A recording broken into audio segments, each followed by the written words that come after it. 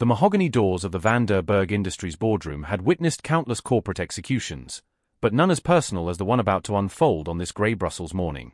Laurent van der Berg, Belgium's most ruthless billionaire, was about to discover that some betrayals echo back with the precision of a surgeon's scalpel, and twice the pain.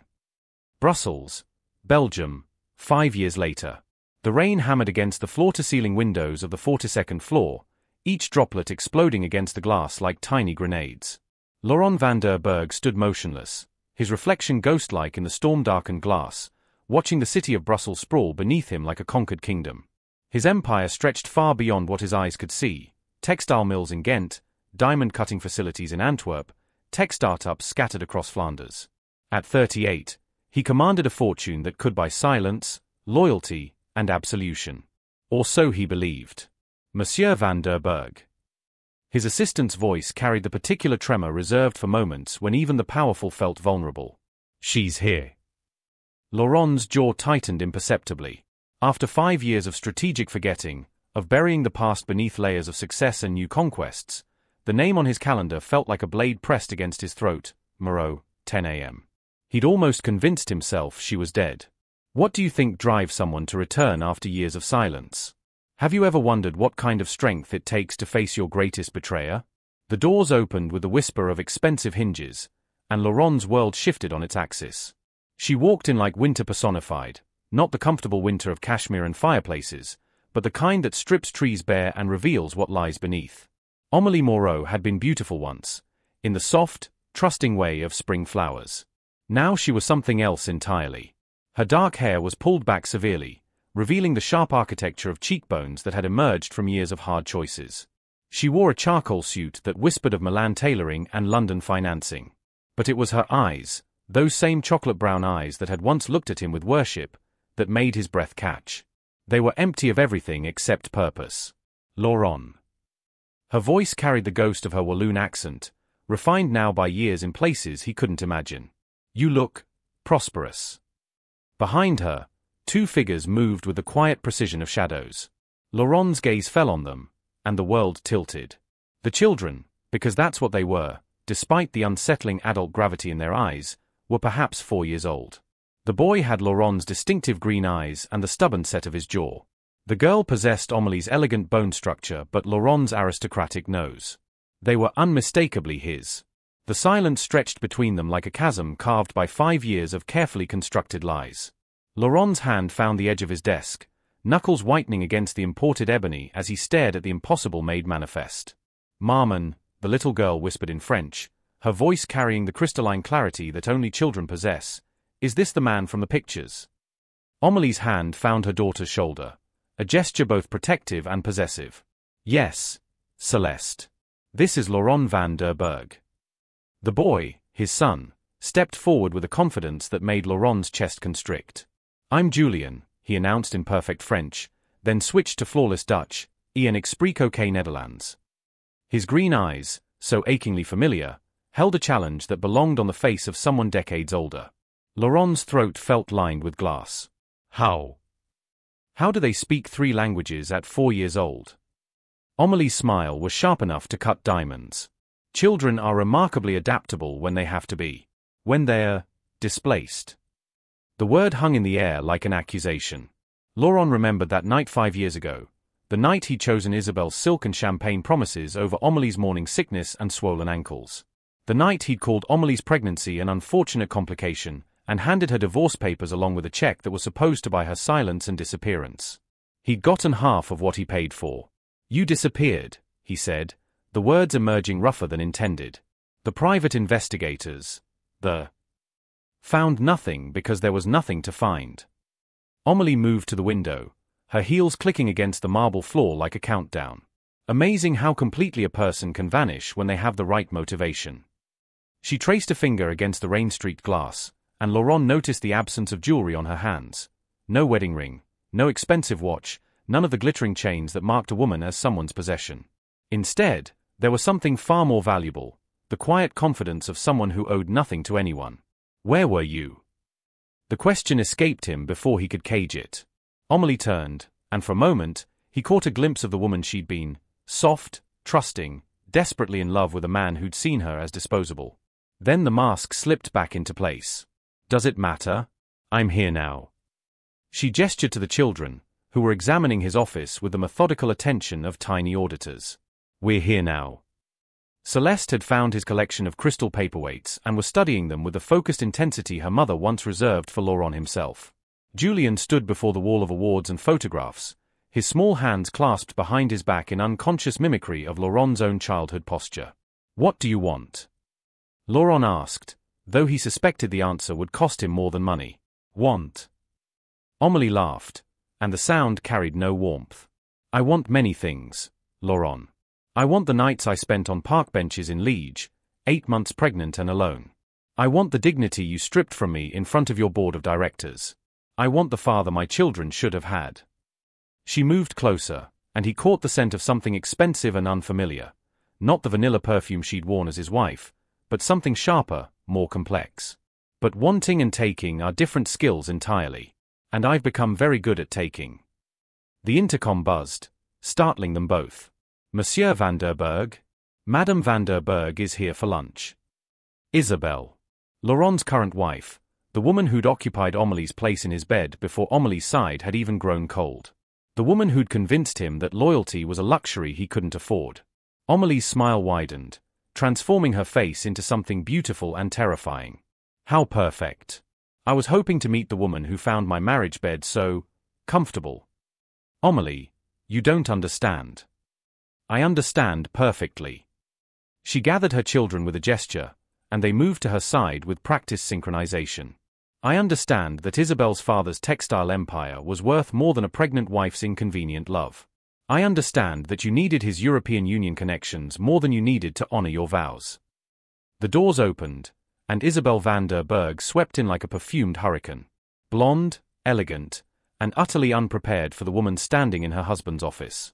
Darling, I thought we could. She stopped mid-sentence, her blue eyes narrowing as they took in the scene. Who is this?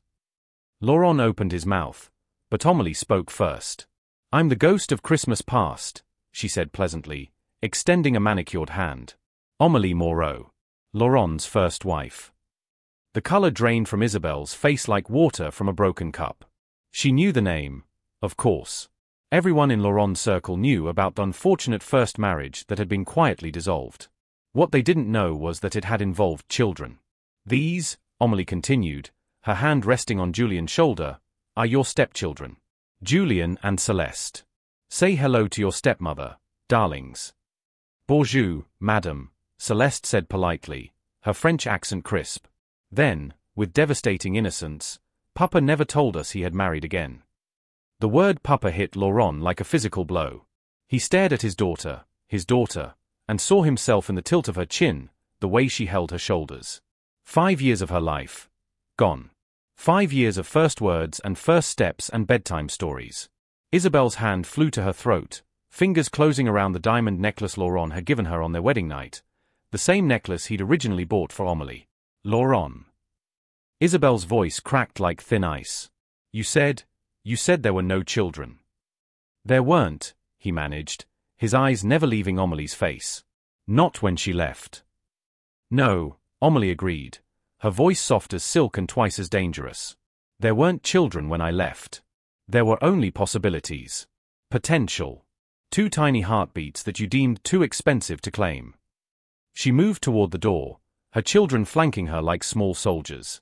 But possibilities have a way of becoming realities, Laurent. And realities have a way of demanding acknowledgement. At the threshold, she paused. I'll be in Brussels for the next month. The children and I are staying at the Hotel des Galeries, the penthouse suite. Perhaps you remember it? You used to take me there on our anniversaries. The door closed behind them with a sound like a coffin sealing shut. Laurent stared at the space where they'd been, his mind reeling. Beside him, Isabelle's breathing had become shallow, rapid. She's lying, Isabelle whispered. She has to be lying. The children could be anyone's. But Laurent had seen Julian's eyes, Celeste's nose. He'd felt the recognition in his bones, the way a tuning fork vibrates when it finds its match. They were his. And Amélie had returned not for reconciliation, but for something far more dangerous. Revenge. Laurent hadn't slept in 72 hours. Every time he closed his eyes, he saw Julian's defiant green gaze and Celeste's innocent question, "Is this the man from the pictures?" What pictures? What had Amélie told them about him? His reflection in the bathroom mirror looked like a stranger. Hollow cheeks, bloodshot eyes, the kind of desperation that no amount of Swiss skincare could disguise. He'd built his empire on the principle that information was power, yet he knew nothing about the woman who just walked back into his life carrying twin weapons of mass destruction. His phone buzzed. Marcus de la Croix, his head of security and the closest thing he had to a friend. "We have a problem," Marcus said without preamble. His Flemish accent was thicker when he was worried. "Your visitor. She's not just in Brussels for a social call." Laurent's grip tightened on the phone. "What did you find?" "She's been busy. Very busy. In the past week, she's had lunch with 3 members of your board of directors, coffee with the CEO of Bank de Bruxelles, and dinner with Heinrich Müller." The name hit Laurent like a sledgehammer. Heinrich Müller, the German pharmaceutical magnate who'd been trying to acquire Van der Berg Industries for the past 2 years. Laurent had rebuffed every offer, every hostile takeover attempt. "There's more," Marcus continued. "She's not Amélie Moreau anymore. Legally, I mean. She's Amélie Laurent now, kept your name but added her own twist. And Laurent? She's not just some abandoned wife who got lucky. She's CEO of Laurent Biotech, headquartered in Geneva. They specialize in pediatric pharmaceuticals." The irony was so sharp it drew blood. She'd built a company focused on helping children while raising the children he'd abandoned. How much is she worth? Conservative estimate? 2 billion euros. But here's the interesting part. Her company's stock has been quietly purchasing Van der Berg Industries shares through shell corporations for the past 18 months. Small amounts, spread across multiple entities. Nothing that would trigger disclosure requirements. Laurent's world tilted on its axis. How much does she own? 15%. Maybe more. 15%. Combined with the right alliances, the right pressure points, it was enough to destroy him. His office door opened without a knock, the privilege of someone who'd earned the right to disregard protocol. Isabelle entered, her usual composure replaced by something brittle and desperate. "She's been calling our friends," Isabelle announced, her voice pitched too high. "Marie-Claire won't return my calls. The Dubois family cancelled their dinner party tonight. And Sophia van Bergen actually hung up on me."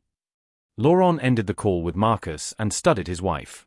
In the harsh morning light, Isabelle looked older than her 34 years. The stress was carving lines around her eyes, turning her beauty into something fragile and temporary. What exactly did she say to them? "I don't know. That's what's driving me insane. She's not making accusations or scenes. She's just being charming. Being present. Being the perfect mother with her perfect children, letting people draw their own conclusions." Isabelle moved to the bar cart and poured herself a gin at 10 in the morning, a tell that made Laurent's chest tighten with familiar disgust. She'd promised to control her drinking after their wedding. "Do you know what Sophia asked me?" Isabelle's laugh was sharp enough to cut glass. "She asked if I knew how lucky I was to have such beautiful stepchildren." "Stepchildren, Laurent." She called them my stepchildren. The intercom buzzed. "Monsieur van der Berg? There's a delivery for you." "I didn't order anything." "It's from Laurent Biotech, sir. The courier says it's urgent."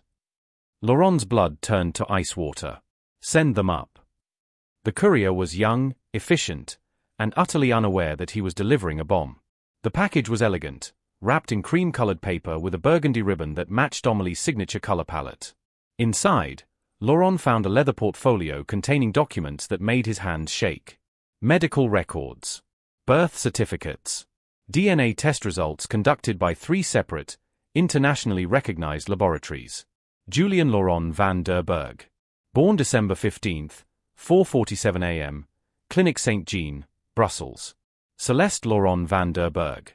Born December 15, 4:52 a.m., Clinic Saint-Jean, Brussels.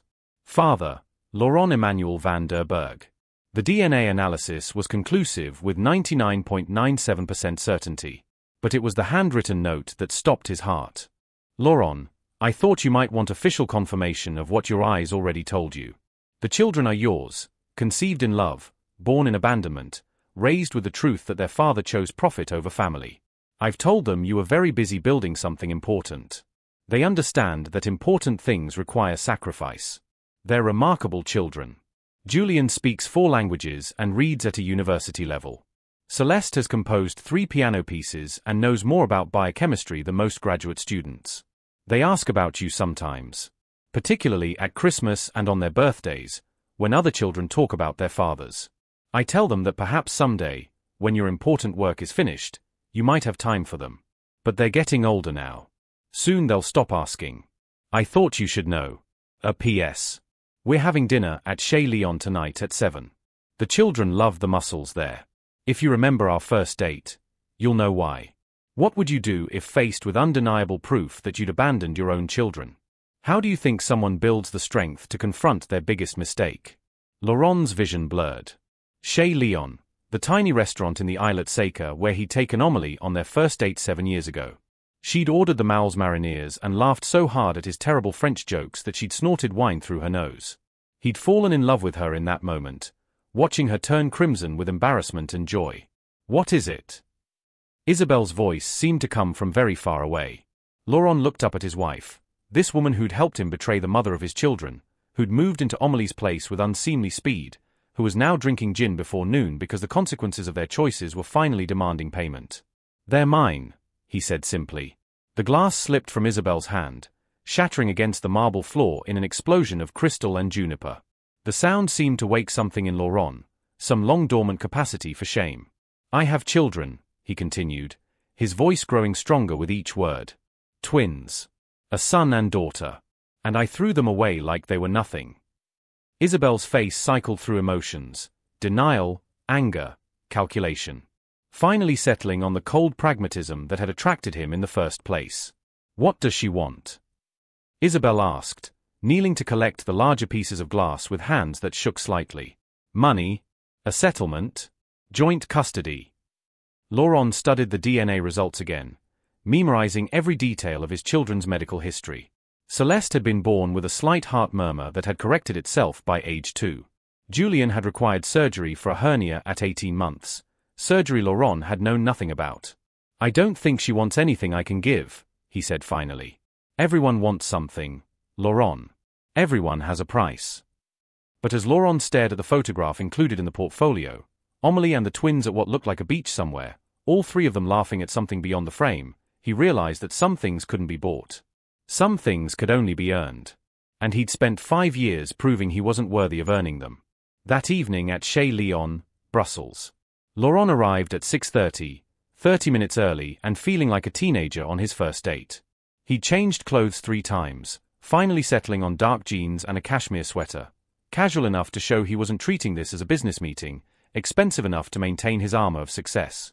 The restaurant looked exactly as he remembered, cramped tables, checkered tablecloths, the kind of authentic chaos that couldn't be manufactured by interior designers. He chose a table with a clear view of the entrance and ordered a bottle of Chablis, then remembered that Amélie had been pregnant the last time they'd shared wine. Had she been able to drink during those final months? Had she wanted wine to numb the pain of his betrayal, or had maternal instinct kept her sober and focused on the children he'd rejected? At exactly 7 o'clock, they arrived. Amélie wore jeans and a cream-colored sweater that made her look younger, more like the woman he'd married. The children flanked her, Julian in a miniature version of Laurent's own casual elegance, Celeste in a blue dress that brought out her eyes. They looked like a family. A complete, perfect family that had learned to exist without him. Papa. Celeste broke away from her mother and ran toward him, arms outstretched. The word hit him like a physical force. She called him Papa, as naturally as breathing, despite never having spoken to him before 3 days ago. Laurent knelt to catch her, and she threw her arms around his neck with the unself-conscious affection that only children possess. She smelled like vanilla and innocence, and when she pressed her cheek against his, he felt something crack open in his chest. Marmon showed us pictures, she whispered in his ear. You look sadder in person. Over her shoulder, Laurent met Amélie's gaze. There was something unguarded in her expression for just a moment, a flicker of the woman who'd once loved him enough to build a life around his happiness. Then it was gone. Julian approached more cautiously than his sister, studying Laurent with the analytical gaze of someone far older than his 4 years. When he finally extended his small hand for a formal handshake, Laurent felt the weight of judgment in that tiny grip. Bonjour, Papa, Julian said in perfect French, then switched to Dutch. Marmon zegged that je veel worked. Marmon says you work a lot. I do, Laurent replied in Dutch, surprised by how rusty his own voice sounded speaking to his son. But maybe I work too much. Julian nodded solemnly. Marmon works too, but she always comes home for dinner. She says family dinner is sacred time. Each word was a scalpel, precise and devastating. Laurent looked at Amélie, who was settling into her chair with the grace of someone completely comfortable in her own skin. They're beautiful, he said quietly. They are, she agreed. No warmth in the acknowledgement. Children have a way of growing up to be exactly what they need to be. These two learned early that they only had each other and me. The waiter approached, a cheerful man in his 60s who clearly recognized Amélie. Madame Laurent. Quelle surprise. And these must be the little ones you've told us about. Laurent's eyebrows rose. She'd been here before. Recently enough that the staff knew her and the children. Bonsoir, Henri, Amélie smiled, the first genuine smile Laurent had seen from her. The usual for all of us. Of course. And for Monsieur. Laurent realized he was being studied by everyone at the table. His children, his ex-wife, even the waiter seemed to be measuring him against some invisible standard. The Moules Marineers, he said finally. Like we used to, he caught himself. Like we used to share, Amélie finished calmly. Yes, I remember. Though I'm not sure nostalgia pairs well with muscles. As Henri bustled away, Celeste began chattering about her day, something involving a painting she'd made of their hotel room and a cat she'd befriended in the courtyard. Her French was flawless, her accent carrying the refined tones of expensive education. Where did you learn to paint, ma chérie? Laurent asked. Marmon taught me. She paints when she's sad. Celeste's matter-of-fact delivery made the observation even more devastating. She has lots of paintings of Brussels. I think she misses it here. Amélie's hand tightened almost imperceptibly around her water glass. Celeste, why don't you tell Papa about your piano recital next week? But Laurent was processing the implication. Amélie had been painting Brussels while living in exile, the city that held her happiest and most painful memories. She'd been homesick for a place that had broken her heart. You paint? He asked. I do many things now, Amélie replied evasively. People develop new skills when they have to reinvent themselves completely. Julian, who had been quietly observing the adults, suddenly spoke up. Marmon, show him the picture. Julian. The one you keep in your office. The one that made you cry yesterday. An uncomfortable silence settled over the table. Amélie's composed mask slipped for just a moment, revealing something raw and unhealed beneath. Your children are very observant, Laurent said carefully. They have to be. When you're building a life from nothing, you can't afford to miss important details. Amélie's voice carried the weight of experience earned the hard way. Survival requires exceptional awareness. The food arrived, providing a temporary refuge from the conversation's sharp edges. Laurent watched his children eat with the focused attention of someone memorizing every gesture. Celeste got marinara sauce on her nose and giggled when Julian pointed it out. Julian methodically separated each mussel from its shell before eating, a tiny perfectionist just like Laurent had been at that age. They were his children, undeniably and completely. And they were strangers. Tell me about Geneva, Laurent said finally. Your company. Laurent Biotech. Amélie smiled, but it wasn't a pleasant expression. We specialize in pediatric pharmaceuticals, medicines for children whose parents actually want them to survive and thrive. The barb hit its mark. Laurent flinched but pressed on. Marcus said you're worth 2.3 billion euros, as of last quarter. She took a sip of wine, completely unbothered by his shock. Amazing what a person can accomplish when they're properly motivated. And your motivation was? Amélie's gaze flicked to the children, who were now engaged in an animated discussion about whether muscles could think. I wanted to build something that mattered. Something that would make the world better for children everywhere, but especially for children whose fathers had abandoned them. She leaned forward slightly, her voice dropping to a conversational tone that somehow made her words more threatening. Do you know what the most common cause of pediatric depression is, Laurent? Parental abandonment. Children who are rejected by a parent carry that wound for life unless they receive proper intervention. Laurent's throat felt lined with sand. Do they need intervention? They're resilient, adaptable, but they ask questions. Amelie's smile was sharp as winter wind. Julian wants to know why some children have fathers who love them and others don't. Celeste draws pictures of families and always includes an empty space where the father should stand. Each word was precisely calibrated for maximum impact. Laurent understood now that this dinner wasn't about reconciliation, it was about education. Amélie was teaching him exactly what his abandonment had cost. What do you tell them? The truth. Amélie's voice was steady as stone. That their father had more important priorities. That some people aren't capable of loving anything more than they love themselves. That it's better to have no father than to have one who sees you as an inconvenience. How do you think a parent should explain abandonment to their children? What words could possibly make that wound heal? Welcome back, my incredible viewers. Your comments from the last video have been absolutely overwhelming. I can see how deeply you're all connecting with the story, and the theories you've been sharing are absolutely brilliant. Some of you are surprisingly close to the truth of what's coming next. But before we continue, don't forget to smash that like button if you're enjoying what you're seeing. Your support means the world to me and helps this channel grow. If you haven't already, make sure to subscribe and hit that notification bell so you never miss any of our uploads. We're building an amazing community here, and I don't want you to miss out on what's coming. And please, share this video with your friends, family, or anyone who would love this type of content. The more people we can bring into this community, the better it gets for everyone. Your engagement in the comments has been incredible, and I love reading every single one of your thoughts and theories. Keep them coming. Now, let's go in depth into the story. Laurent's hands trembled slightly as he reached for his wine. Amélie, I was young, scared, unprepared. She shook her head. You were 33 years old, Laurent. You were worth 800 million euros. You had resources, support, options.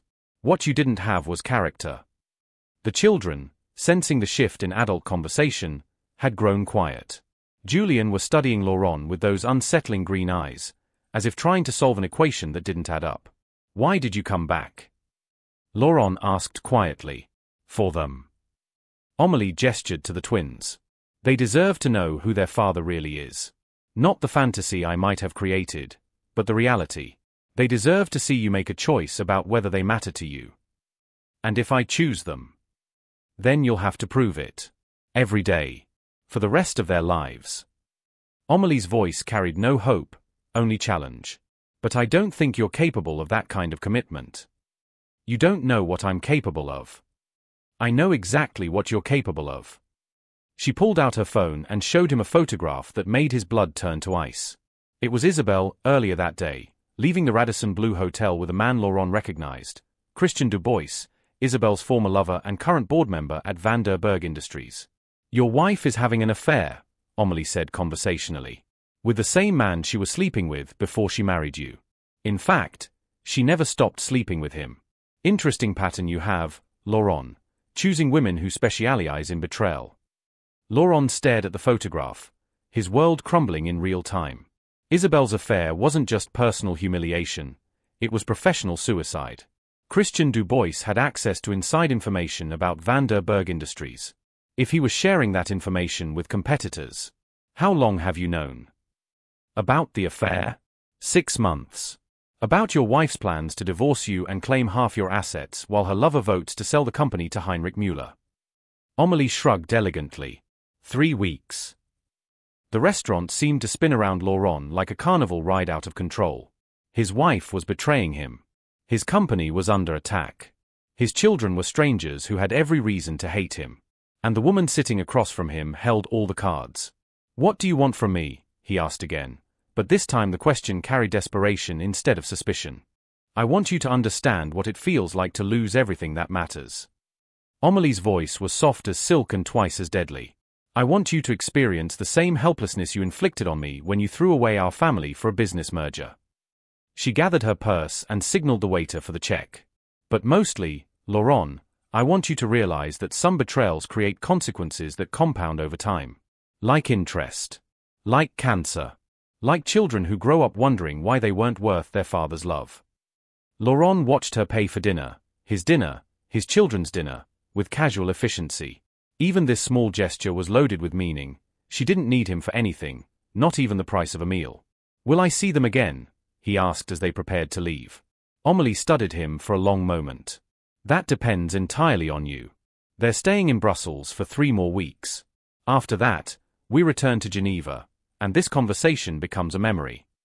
She stood, and the children automatically moved to her sides like planets orbiting their sun. "Maman," Celeste said suddenly, "can Papa come have breakfast with us tomorrow? He looks hungry." Laurent's heart stopped. His daughter, his impossible, beautiful daughter, was worried about him being hungry. Amélie looked down at Celeste, then back at Laurent. Something flickered in her expression, not forgiveness, but perhaps the faintest possibility of it. "If Papa wants to have breakfast with you," she said carefully, "he knows where to find us." As they walked away, Laurent heard Julien ask in a voice that carried perfectly in the restaurant's acoustics, "Maman, why does Papa look so sad?" "Because," Amélie replied, her words meant for Laurent's ears, "some people only realize what they've lost when it's too late to get it back." Laurent sat alone at the table, surrounded by the detritus of a meal that had changed everything.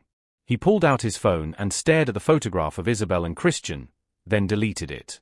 Some betrayals, he was beginning to understand, were exactly what you deserved. Later that night at Van der Berg Mansion, Uccle, Laurent arrived home to find Isabelle waiting in the library, a glass of champagne in one hand and divorce papers in the other. "We need to talk," she said, and her smile was as predatory as Amélie's had been protective. Laurent looked at his wife, this woman who had helped him destroy his first marriage and was now preparing to destroy what remained of his life, and felt something click into place in his chest. "No," he said quietly, "we don't." For the first time in 5 years, Laurent van der Berg walked away from a fight he couldn't win. He had more important battles to prepare for.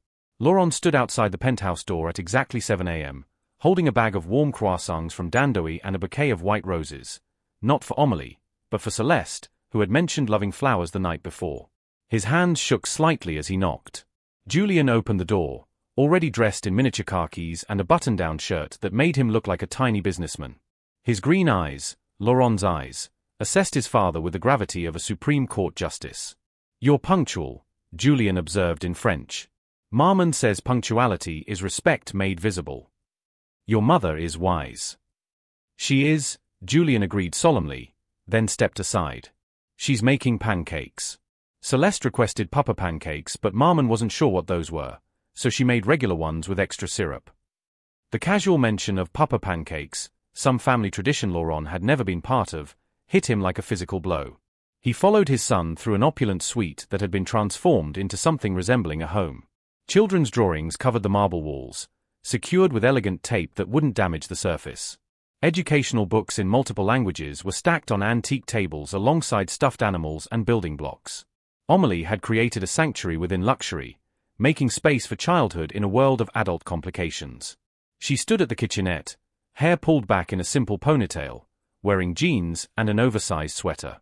Without makeup and expensive clothes, she looked younger, more like the woman he'd fallen in love with. But when she turned to face him, her eyes held the accumulated weight of 5 years' worth of careful armor. "Good morning," she said neutrally. "Coffee, please." Laurent held out the roses. "These are for Celeste," she mentioned. "Papa." Celeste burst from the bedroom like a small hurricane, launching herself at his legs with enough force to nearly topple him. "You came. Maman said maybe you would be too busy, but you came." Laurent knelt to her level, overwhelmed by her unguarded joy. "I promised, didn't I? People break promises sometimes." Celeste's matter-of-fact delivery suggested she'd learned this lesson early and painfully. "But you kept yours. That means you might keep others too." Over his daughter's head, Laurent caught Amélie's expression, a flicker of something that might have been hope, quickly suppressed. Breakfast was surreal in its domesticity. Celeste chattered about her dreams, flying horses and chocolate rain, while Julien methodically cut his pancakes into precise geometric shapes. Amélie moved around them like a conductor orchestrating a symphony, refilling juice glasses and wiping sticky fingers with practiced ease. Laurent watched his family, because that's what they were, despite everything, and felt the magnitude of what he'd thrown away settling in his chest like lead. "I need to tell you something," he said suddenly, setting down his fork. Three pairs of eyes focused on him with varying degrees of curiosity and concern. Your stepmother, Isabel, she's leaving me. We're getting divorced. Celeste tilted her head. Are you sad? The question was so innocent, so direct, that Laurent found himself answering with complete honesty. No, ma chérie. I'm not sad about that. Good, Julian said decisively. She didn't seem very nice. When we met her, she looked at us like we were problems. Out of the mouths of babes. Laurent's chest tightened. You're not problems. You're the best thing I never knew I had. Amelie's coffee cup paused halfway to her lips. Their eyes met across the table, and for a moment, the years of hurt and anger seemed to thin like morning fog. Then Laurent's phone buzzed with a text that shattered the moment.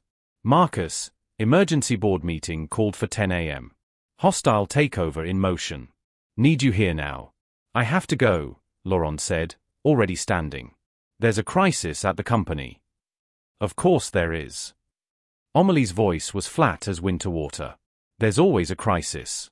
Always something more important than. No. Laurent's voice carried a conviction that surprised them all, including himself. This is different. This is about protecting what I've built so I can give it to them. He gestured to the children. Can I see you tonight? All of you. Amelie studied him for a long moment. We'll see. Van der Berg Industries, emergency board meeting, 10 a.m.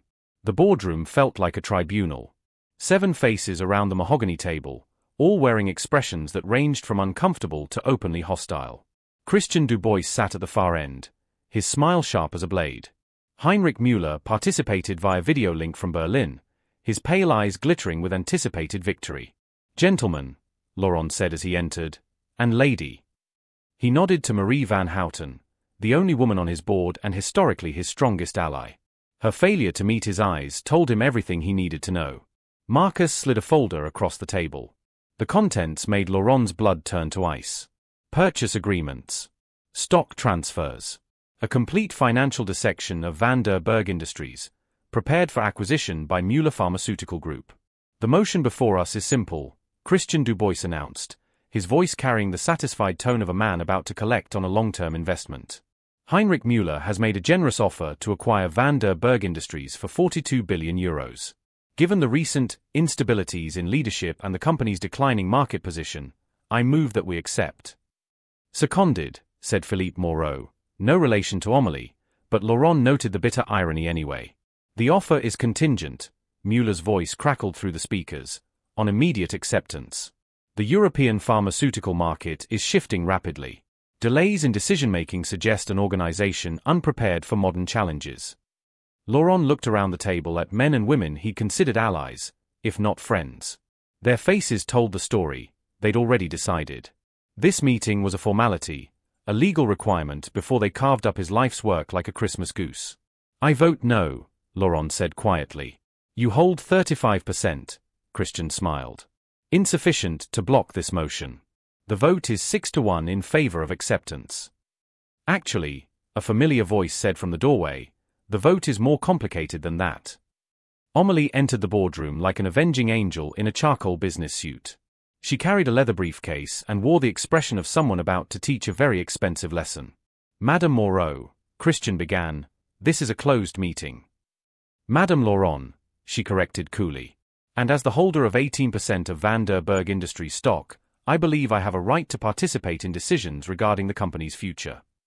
The silence was deafening. Laurent stared at her, his mind reeling. 18%, not the 15 Marcus had estimated, but enough to change everything. 18%. Müller's voice carried the first hint of uncertainty. That wasn't disclosed in our negotiations. Because it wasn't your business, Amélie replied pleasantly. She opened her briefcase and began distributing documents. These are SEC filings, properly documented and completely legal.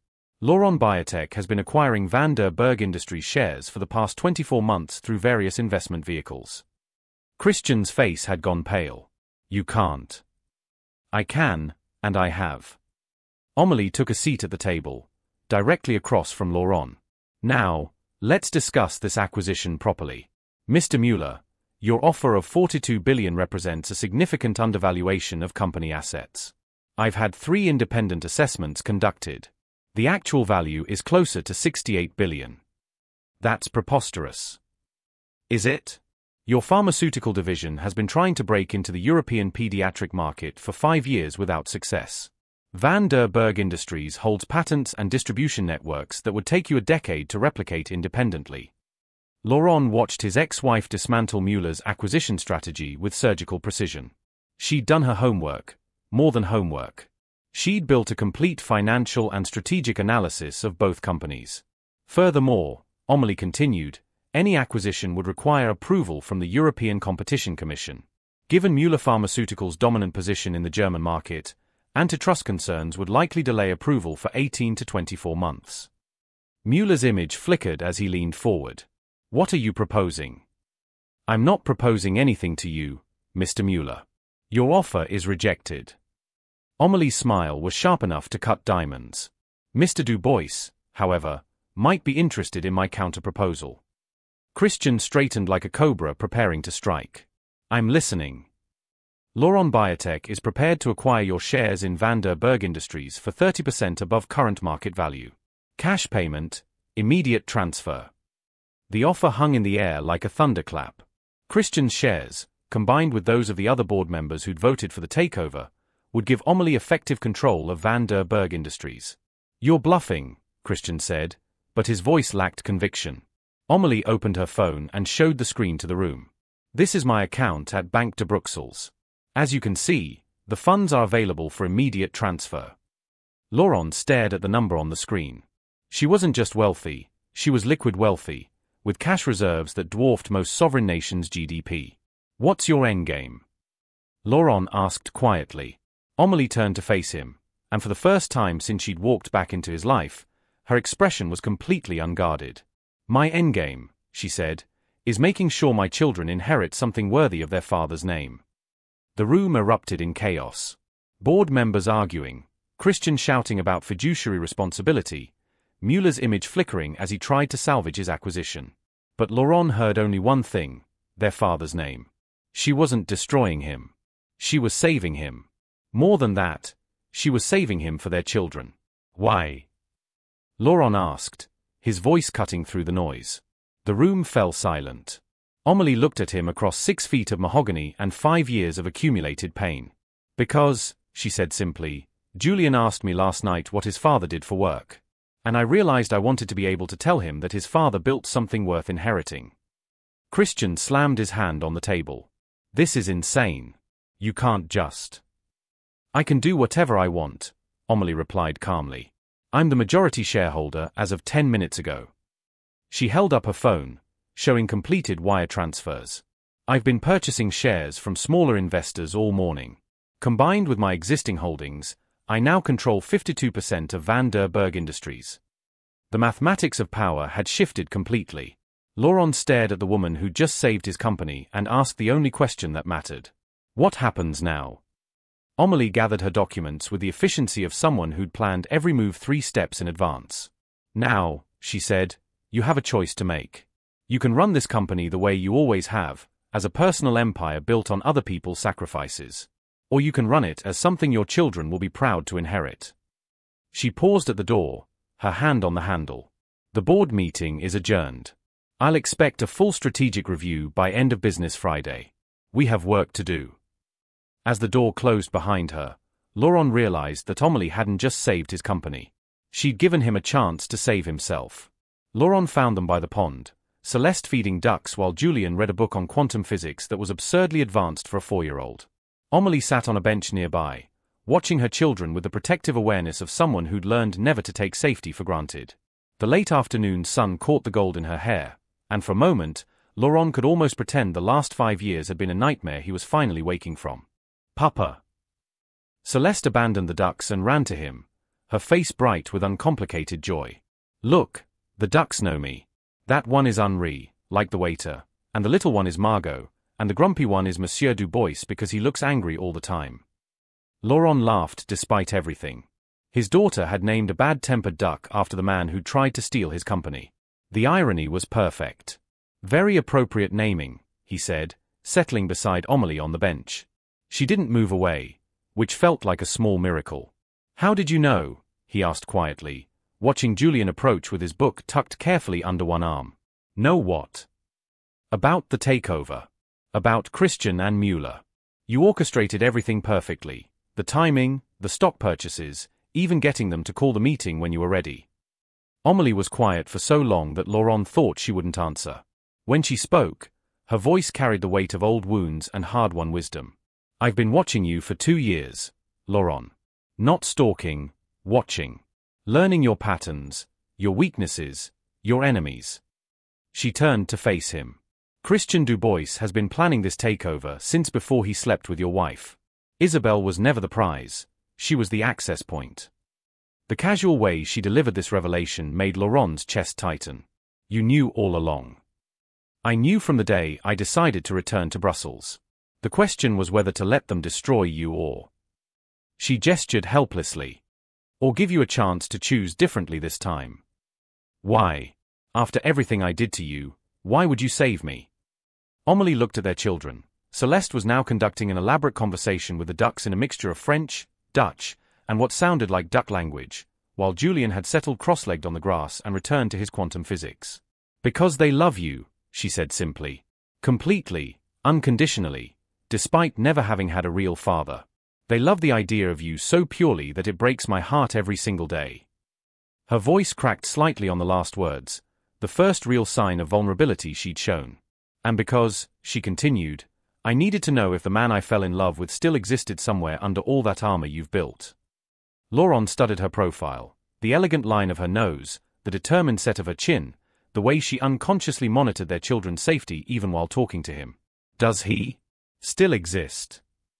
Before she could answer, Julian approached with his book closed and an expression of startling seriousness.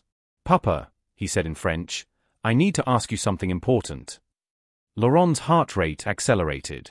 4-year-olds had a way of asking questions that could destroy worlds. "Of course. Are you going to leave again?" The question hit Laurent like a physical blow. He looked into his son's eyes, so like his own, but already carrying wisdom Laurent had taken decades to learn. "What do you mean, mon fils?" "Adults leave when things get difficult," Julian explained with heartbreaking matter-of-factness. "Uncle Marcus told Maman that business problems make people do strange things.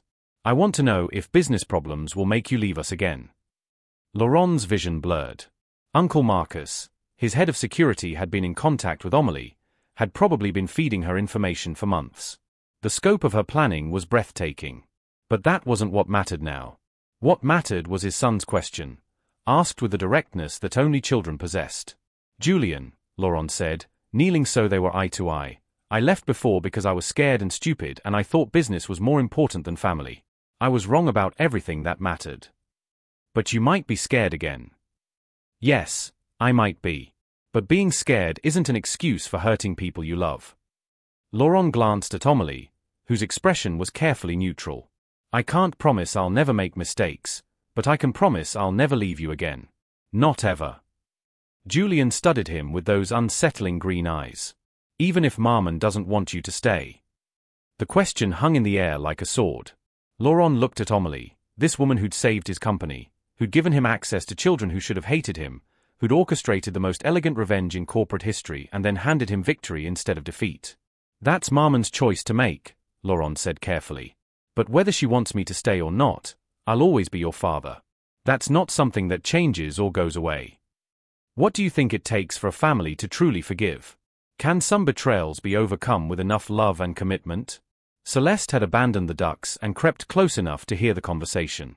Now she inserted herself between Laurent's knees and looked up at him with eyes so trusting it made his chest ache. "Maman cries sometimes," she announced with a casual brutality of childhood honesty. "When she thinks we're sleeping. She looks at pictures of you and cries." "Celeste," Amelie said softly, but her daughter was on a roll. "She kept all your pictures, even the wedding ones. She told me once that you were the only papa we would ever have, so she wanted us to know what you looked like when you were happy." Laurent looked at Amelie, whose carefully constructed composure was finally cracking. "You kept our wedding photos." "I kept everything," she whispered. "Your cologne bottle from the bathroom counter. The coffee mug you always used. The horrible jazz albums you insisted on playing Sunday mornings. Her voice broke slightly. I couldn't throw away 5 years of loving you, even after you threw away us.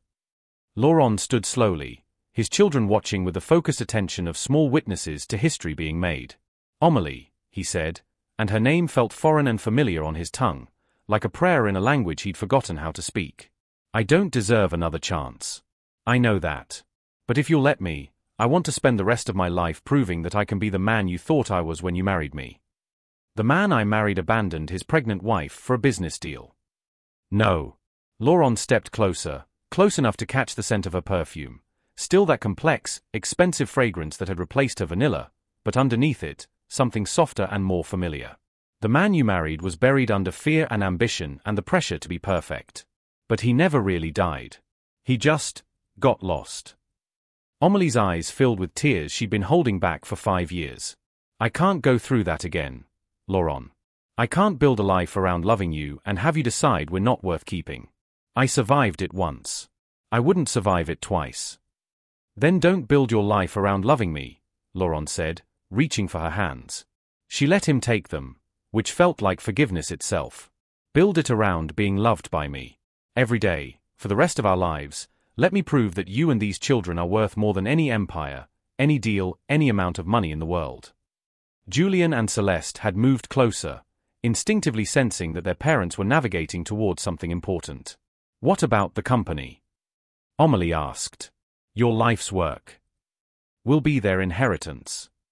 Laurent looked at his children. But only if it's something worthy of them. I want to build pediatric hospitals. Fund schools. Create something that makes children's lives better instead of just making money. Like Maman's company. Celeste clapped her hands. She makes medicine for sick children. Exactly like Maman's company. Laurent's vision of the future was crystallizing with startling clarity. Maybe our companies could work together. Amélie laughed through her tears, the first genuine laugh he'd heard from her since her return. Are you proposing a merger, Mr. van der Berg? I'm proposing a partnership, Laurent corrected. In business and other things. If you'll have me. The silence stretched between them, filled with the sound of distant traffic, children playing in other parts of the park, and two hearts trying to remember how to trust each other. Finally, Amélie spoke. I'll have conditions. Name them. Full transparency. No secrets, no separate bank accounts, no decisions made without discussion. Agreed. The children come first. Always. Every decision we make gets filtered through what's best for them. Absolutely. And Laurent. Her voice grew steel strong. If you ever make me feel disposable again, I won't just leave. I'll destroy everything you've ever built and make sure you never see these children again. The threat should have terrified him. Instead, Laurent felt something like relief. This version of Amélie, strong, dangerous, completely capable of protecting herself and their children, was someone he could trust to call him on his worst impulses. I understand, he said. And Amélie, I'm grateful that you're strong enough to threaten me. It means you'll be strong enough to keep me honest. Julien tugged on Laurent's sleeve. Does this mean you're coming home with us? Laurent looked at Amélie, the question in his eyes. She studied him for a long moment, then smiled, the first truly warm smile he'd seen from her since her return. It means, she said, that we're going to try. Very carefully, very slowly, we're going to try. Celeste cheered and threw herself at both parents, creating the world's smallest group hug. Julien joined more circumspectly, but Laurent felt his son's small arms wrap around his waist with fierce determination. 6 months later, Laurent Biotech headquarters, Geneva. Laurent stood in his new office, smaller than his old one, with walls covered in his children's artwork instead of corporate awards. Through the window, he could see the Swiss Alps and, more importantly, the playground where Julien and Celeste spent their lunch breaks. The merged company, now called Laurent van der Berg Medical Group, had become Europe's leading pediatric pharmaceutical company. They'd opened 3 children's hospitals and funded 12 schools in underserved communities. More importantly, Laurent had never missed a bedtime story.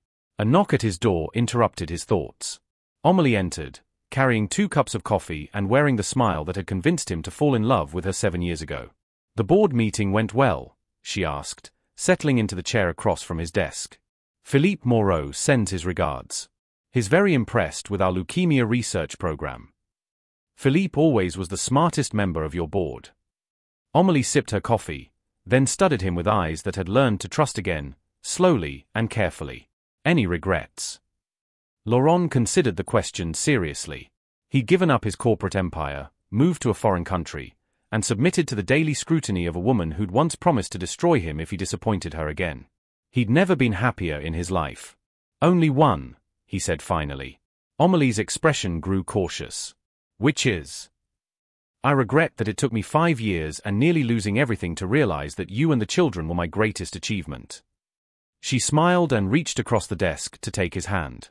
Well, she said, we have the rest of our lives for you to make up for lost time. Through the window, Laurent could see Julien and Celeste on the playground, their laughter carrying on the Swiss mountain air. His son was teaching his sister some complex game involving precise mathematical calculations. His daughter was turning it into an elaborate story about dragons and princesses. They were perfect. They were his.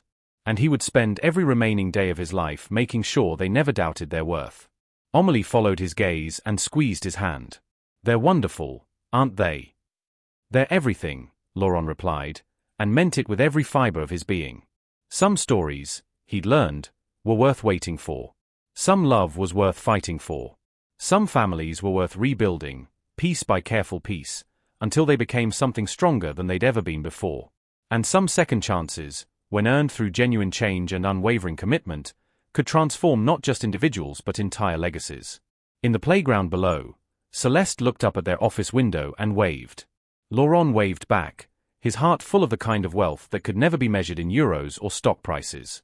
He was finally rich in all the ways that mattered. This emotional journey showed how betrayal and abandonment can be transformed into strength and wisdom, how children's unconditional love can inspire adults to become worthy of it, and how some families can emerge from devastation stronger than ever before.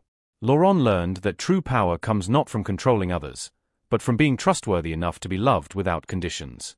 The story fulfilled its promise of redemption, reunion, and ultimate victory for the protagonist, not through revenge, but through the much harder work of earning forgiveness and rebuilding trust one day at a time. Thanks for watching till the end. We know you loved this story, and there are many more thrilling ones waiting for you. Just click on the video on your screen to dive into the next chapter.